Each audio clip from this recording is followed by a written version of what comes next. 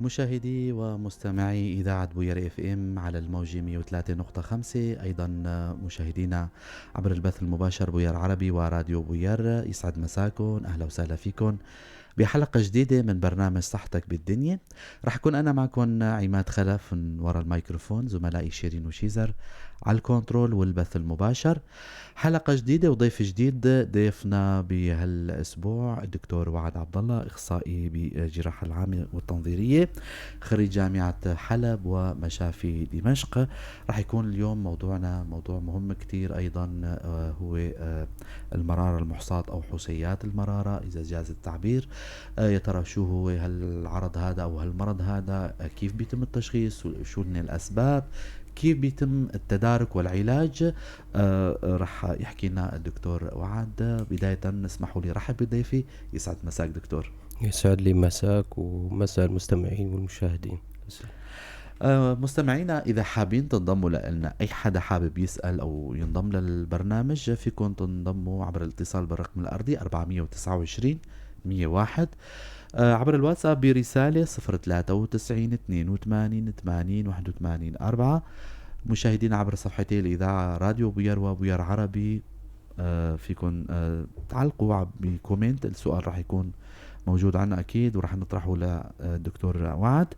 دكتور، كمدخل لموضوعنا بداية، يا ترى شو بنعني بحصيات المرارة؟ نحن بنسمع أحيانا بالكلية المحصاة أو حصيات مثانة، المرارة أيضا هي بتصير فيها حصيات.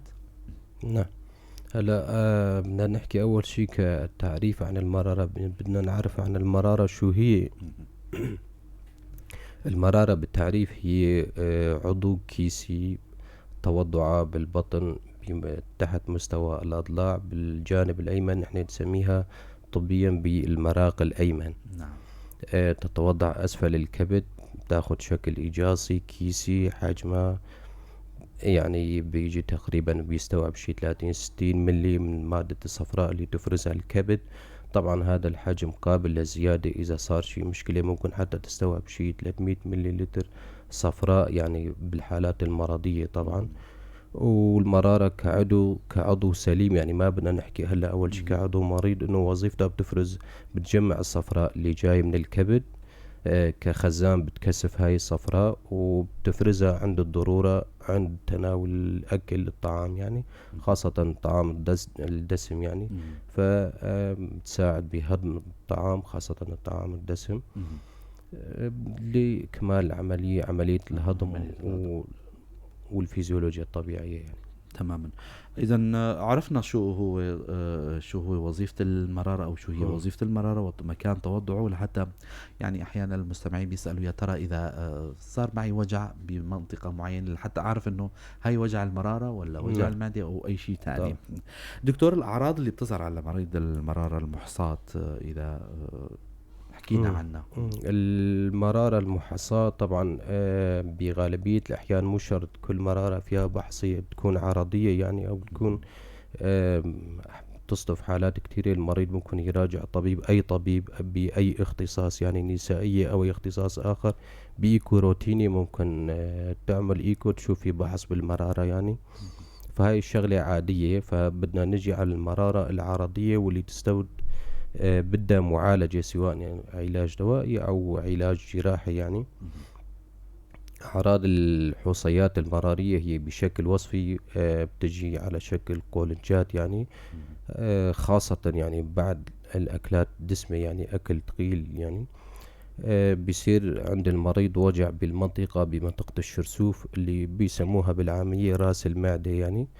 الوجع بيبلش بشكل مفاجئ وثابت هذا الوجع يعني، وبيزيد شوي شوي على مدى ربع ساعة ممكن. يعني وجع بيكون قوي، المريض بيخاف منه، بيصير عند المريض تعرق بارد، بيصير عنده غثيان، ممكن يستفرغ. هذا الوجع يعني بيلف على الظهر بجهة اليمين. بينتشر لتحت الكتف، بين الكتفين وتحت الكتف الأيمن يعني. هذا الوجع ممكن طبعا المريض ما بيرتاح سواء ان راح على الحمام او تجشأ او استفرغ، يعني هاي الاعراض. وممكن هاي الاعراض تطول ساعة لحتى شي 3-4 ساعات. ويختفي الوجع، طبعا ممكن يختفي بشكل مفاجئ. ف او المريض ياخذ ابرة مسكن بعدها، يعني بيروح الوجع نهائيا. هاي بنسميها نوبة قولنج مراري، نحن بنسميها نوبة وصفية، يعني هاي تعتبر. دكتور، خلال حديثك يعني بصراحة الوجع ايضا بيتصنف من بين الآلام الشديدة، يعني حتى يعني بيشبه يعني احيانا اذا المريض بيكون معه هالوجع هذا، فربما الطبيب بيشك مثل ما ذكرت انه بمنطقه الشرسوفيه، ربما يكون في بحاجه لتخطيط قلب. يعني بهالحاله هاي الطبيب كيف بيفرق الالم، مثلا انه هذا الم مراره او مثلا يكون شيء تاني قريب على القلب او امور تانية. تمام، طبعا هذا سؤال مهم كتير، وضروري الواحد ينوه لهالشغلات هاي. يعني العمر طبعا له دور بشكل عام. يعني هلا بدنا نجي عن مثلا اذا بنحكي ما بعرف اذا نحكي باسباب هلا الحصيات، انه كيف تتشكل وليش بتتشكل، يعني العوامل اللي تؤدي الى تشكل الحصيات. نعم. بشكل عام هي العمر طبعا قاعدة ثابتة بشكل طبيعي، انه المريض كل ما تقدم بالعمر يعني تزداد احتمالية تشكل الحصيات بالمرارة. الجنس طبعا الذكر او الانثى، يعني عند النساء طبعا النسبة بتكون اكتر بنسبة 2-3 نسوان للرجل. يعني الحصيات اشياء عندهم. الحمل يعتبر عامل خطورة او مسبب لحصيات المرارة. أدوية مانعات الحمل الأستروجينية والبروجسترون، يعني في نوع من خافضات الشحوم، البدانة طبعا لها دور مهم كتير. نوعية الأكل عالي الحريرات، هدول كلها تعتبر عوامل مسببة أو عوامل خطورة لتشكل حصيات المرارة. هلا نرجع لسؤالك بقى، هلا انه كيف بدنا نميز انه هذا وجع مرارة او مشكلة تانية. طبعا الاستجواب القصة السريرية مثل ما بيقولوا بتوجه الطبيب بشكل جيد، يعني لهالمرض او لهي المشكلة. زائد طبعا بدك المريض، يعني اذا كان عمره كبير عمر بال40 سنة 50 سنة، طبعا ما غلط ابدا، او يفترض ينعمل هذا الشيء بشكل روتيني، تقريبا اجراء تخطيط قلب مشان تنفي هاي المشكله. مشكله احتشاء عضله قلبيه او نقص ترويه. يعني ياما بصراحه في مرضى جايين بقصه الم بالمعده وبيتعالجوا بعلاج عادي، يعني مضادات حموضه او هيك شيء، بتلاقي المريض بيروح على البيت وبتصيبه نوبه احتشاء او جلطه. يعني ايه، فتخطيط القلب بهالوقت هذا يعني اتصور بيكون حازم تقريبا انه ما في مشكله قلبيه، يعني وانه بتستبعدها وبتلجأ لوسيله استقصائيه عندنا هي الايكو. طبعا هو كاول وسيله او اسهل وسيله، ما أنا راضي ابدا وما أنا مكلفه ابدا، بتوجهك للتشخيص بشكل يعني معياري. يعني هي مشخصه، تعتبر تشخص المشكله. دكتور، باعتباركم حكيتوا بموضوع التشخيص، يعني وصلنا لهالنقطة هاي، يا ترى انتم كأطباء جراحة عامة بتعتمدوا فقط على موضوع الايكو؟ ربما احيانا في تكون مرارة مثلا المريض بدين، الايكو بيكون يعني عائق السمنة، بيكون عائق لتشخيص المرارة، انه هاي المرارة هاي محصات. بتلجأوا لأي مثلا تحاليل دموية او اجراء تاني مثل استقصاء اخر كإجراء طبقي أو رنين للمرارة مثلا لحتى تشخصوا المريض؟ طبعا الوسيلة التشخيصية مثل ما قلنا هي بشكل أساسي القصة السريرية جزء أساسي من الموضوع، وبيجي عنا بعدين الوسائل التشخيصية اللي هي التصوير والتحاليل الدموية. يعني الإيكو بيعتبر يعني مشخص لمشكلة المرارة بشكل عام، يعني أكتر يعني حساسية ونوعية بتتجاوز 90%، يعني تعتبر تقريبا كافية. يعني إلا في مرضى بحالات استثنائية ممكن يكون في عنده طحل أو حصيات صغيرة أوقات ما بتبين المريض، حتى هاي البحثة ممكن تعدي من القناة جامعة وتمرق يعني بدون ما أنه تسبب أعراض خفيفة، ما أنها الأعراض القوية. يعني إيه، فممكن حتى الإيكو أوقات ما بيشوفها. بس بشكل عام الإيكو يعتبر هو الوسيلة التشخيصية الأكثر اعتمادا عليها. طبعا بتجي التحاليل الدموية بعدها، كمان في تحاليل مشعرات صفراوية نحن بنعملها، بدل أنه في بحث بالمرارة أو حتى بالقناة الجامعة. زائد إذا الأمور صارت تعقدت شوي أو ما كانت واضحة، أو قد ممكن نضطر نعمل طبقي محوري أو حتى رنين مغناطيسي أو ولا تأكيد التشخيص بحالات استثنائية يعني. تمام دكتور، بهالحالة مثلا عم نحكي عن موضوع المرار المحصاة. المريض من شوي حكينا عنه، عن المضاعفات وعوامل الخطورة. المريض الطبيب شخصه وقال له انه انت بحاجة لعملية او لحاجة لعلاج. اذا اهمل حاله يا ترى لازم ايمت المريض يزور الطبيب؟ بأي حالات لازم يزور الطبيب إذا بين عنده أي آلام مثل ما ذكرت؟ تمام. هلا طبعا مراجعة الطبيب أي ألم، يعني ما فينا نقول لمريض إنه والله مجرد أي وجع بسيط صار مع المريض أو شوية مغص أو إنه يستدعي مراجعة الطبيب، حتما لا. يعني في حالات بتصير ومو شرط نلاقي تفسير لكل شيء. يعني نحن بيهمنا نشخص الحالات المرضية الواضحة والصريحة، واللي إذا انتركت أو صار في إهمال تعمل مشكلة كبيرة حقيقة للمريض يعني. فانه الكولنج المراري لما بيصير عند المريض وجع او الم بطني يعني، فهذا الوجع راح يكون حتما قوي يعني مثل ما قلت. فبيخلي المريض تلقائيا يراجع طبيب ويراجع طبيبين وبيصير يركض يعني من طبيب لطبيب صراحة يعني لحتى يلاقي لحل تشخيص للمشكلة وحل إلها يعني. قسم منيح من المرضى ما بيترددوا صراحة انه فورا بس ما مجرد ما طبيب نصحهم او شخصت المشكلة بيلتزموا بالتعليمات طبعا اي ودغري بينفذوا الحل. وفي قسم صراحة في نوع من الاهمال عندهم يعني شوي، فهدول بيتضرروا اوقات يعني، بيصير تأخير بالعلاج، بيصير اختلاطات، مشاكل صحية، منامة مشفى اكتر، تكلفة مادية اكتر يعني. اوقات الامور حتى ما بتنحل هون يعني. فإذا بدنا نحكي باختلاطاتها إنه المريض إجا بنوبة وصفية، نوبة كولنج مراري، فهون التسكين هو الأساس يعني. هون بده يتسكن المريض، ومثل ما قلنا الكولنج بده يستمر له كم ساعة يعني وبيختفي هذا الوجع. أما إذا ضل الوجع مستمر ل 12 ساعة أو أكثر 24 ساعة، فهون نحن بنكون أمام حالة التهاب مرارة. هاي التهاب مرارة حاد حصوي تعتبر يعني، طالما انه تشخصت مشكلة انه في بحث بالمرارة بالايكو.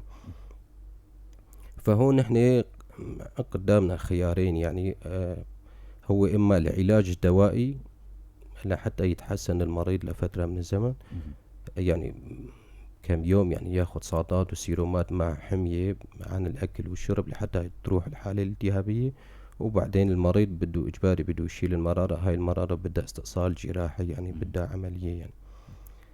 او حتى بالمرحلة الحادة اول نهارين 3 ايام، اول يومين 3، فممكن المرارة هاي تعتبر قابلة للاستئصال يعني. اكثر من هيك يفضل التأجيل لفترة لشي شهر زمان يعني، 4 أسابيع ل6 أسابيع لحتى تتحسن الأمور، وبعدين يتم الاستئصال الجراحي للمرارة سواء بالطريقة المفتوحة أو التنظير، والأفضل هو التنظير طبعا. تمام.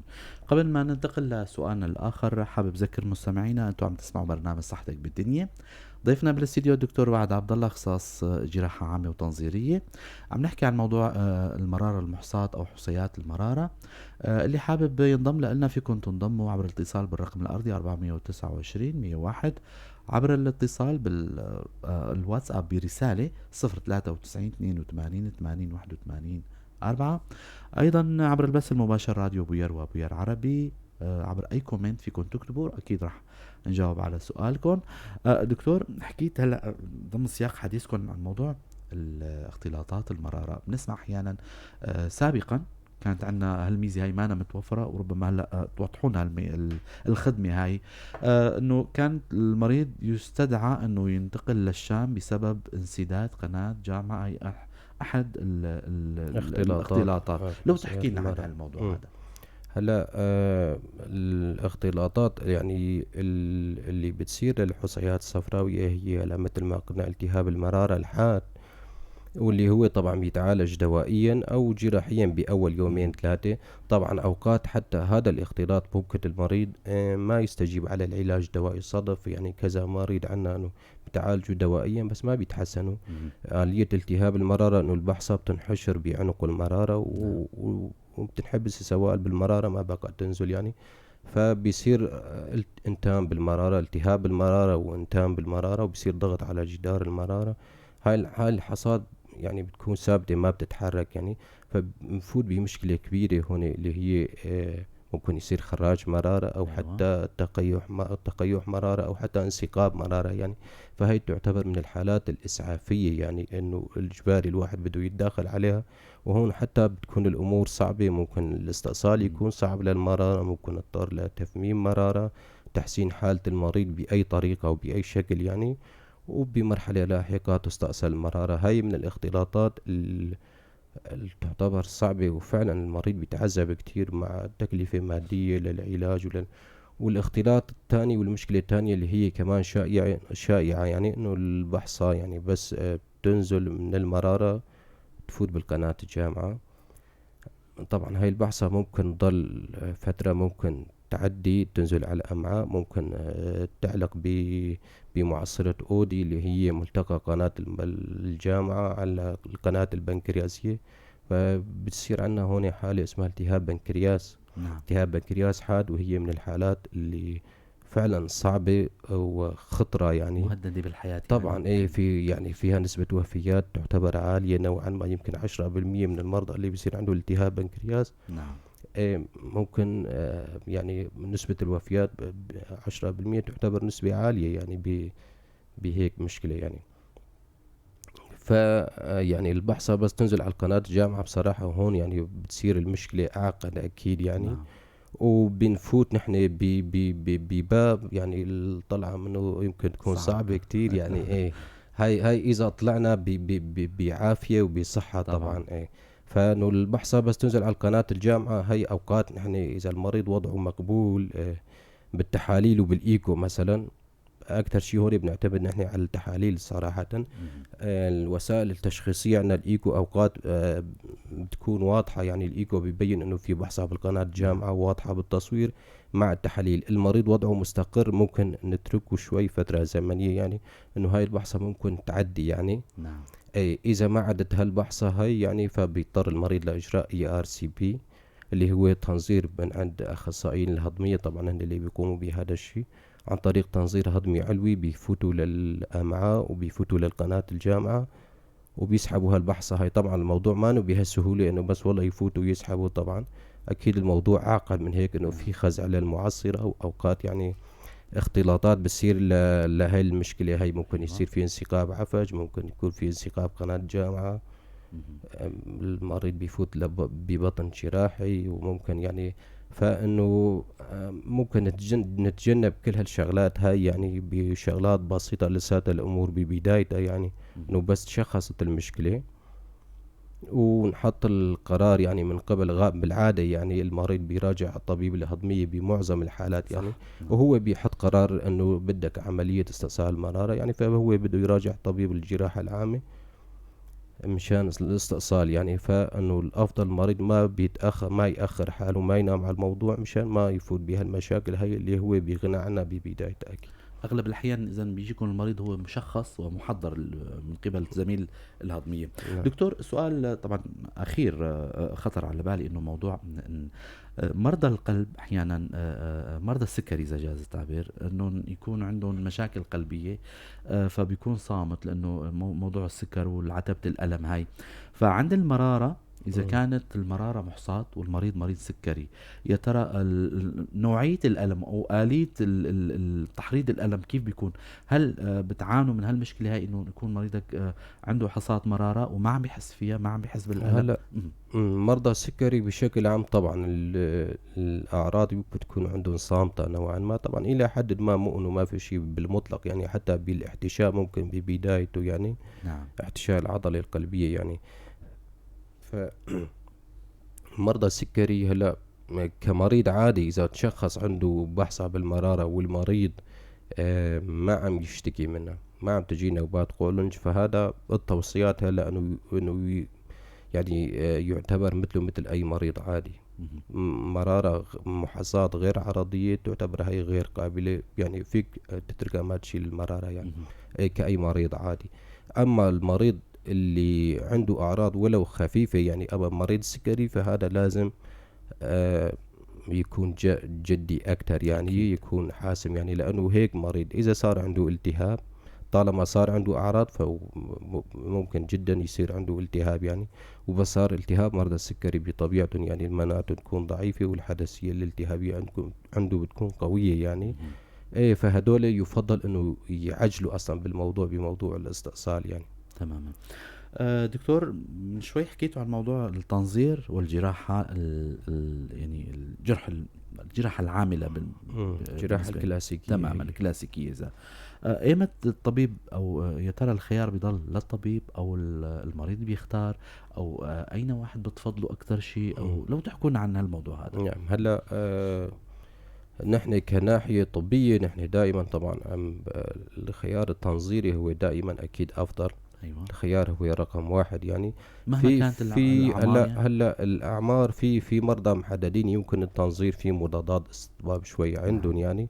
هدول المرضى اللي عندهم مشاكل قلبية، قصور قلب مثلا، مريض مثلا رئوية، مشاكل رئوية COPD، يكون عندهم نفاخ رئوي، وظائفهم التنفسية تكون ضعيفة، أو قصور قلب يعني يمكن الEF عنده يكون أقل من 20%. فهدول يعتبروا مضاد استطباب. مريض يكون عنده اضطرابات بعوامل التخثر أو إيه، فهدول مرضى التنظير يعتبر مضاد استطباب نوعا ما إلهم يعني هدول. أما وهدول بشكل عام طبعا النسبة بتطلع قليلة بشكل عام. أما البقية يعني التنظير أكيد هو خيار رقم واحد تماما للمريض. والجراحة الكلاسيكية هي الأشيع ربما. الجراحة الكلاسيكية هلا بعد ما التنظير صار يعني هلا دارج، وبشكل عام يعني النتائج نفس النتائج والطريقة نفس الطريقة. يعني في مرضى مثلا يمكن عم يفكروا أوقات إنه والله بالتنظير بس بدك تسحب البحصة وتترك المرارة يعني. ايه، فإنه الموضوع حتما ما انه هيك. الموضوع هو استئصال مرارة مثل الطريقة الكلاسيكية، نفس الخطوات ونفس بس عبارة تكون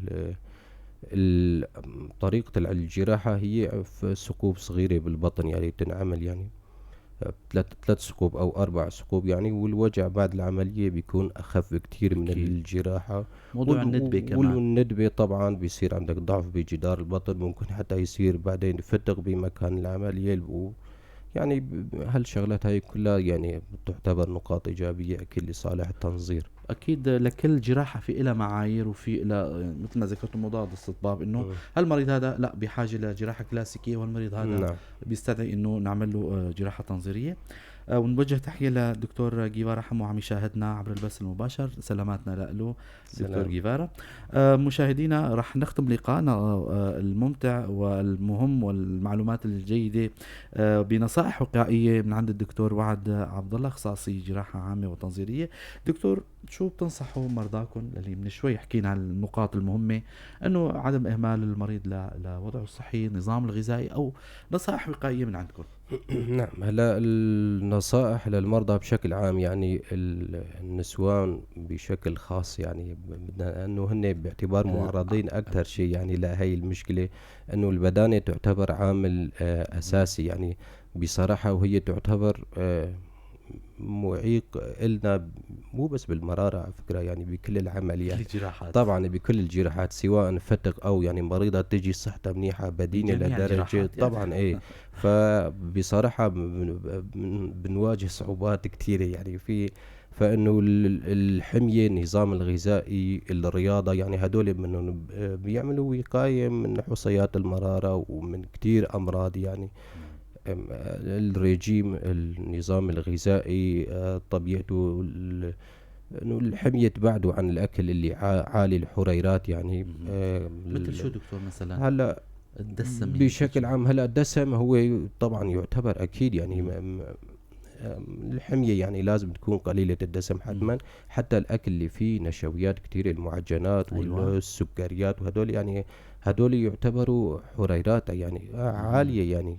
نعم. فحمية هدول عالية الحريرات هدول حتى بيسببوا يعني متوجه آه، للألياف أكثر شيء، طبعا الخضار. أكيد النظام الغذائي لازم يكون غني بالخضار والألياف. يعني حتى الأكل اللي فيه ألياف وخضار، إن أكلت أكلة دسمة كمان الألياف هي بتساعد بطرح الدسم يعني، حتى ما حلو. بيمتص من الأمعاء بالأساس يعني. حلو.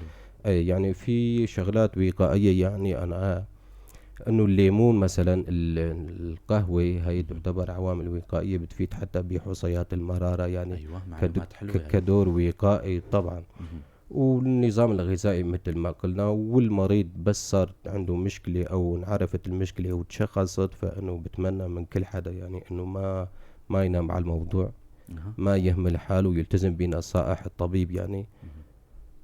انه المرارة خلاص بدها استئصال، لازم تشيل هالمرارة هاي وتخلص منها يعني. احسن تمام. ما تتأثر. بظروف تجي بظروف مناسبة، احسن ما تتأخر وتضطر تعملها بظروف صحيح. اسعافية بعمر يمكن اكبر، او بحالة اسعافية، او يعني بشغلات انت بغنى بغنى عنها يعني. عنها أكيد. نعم.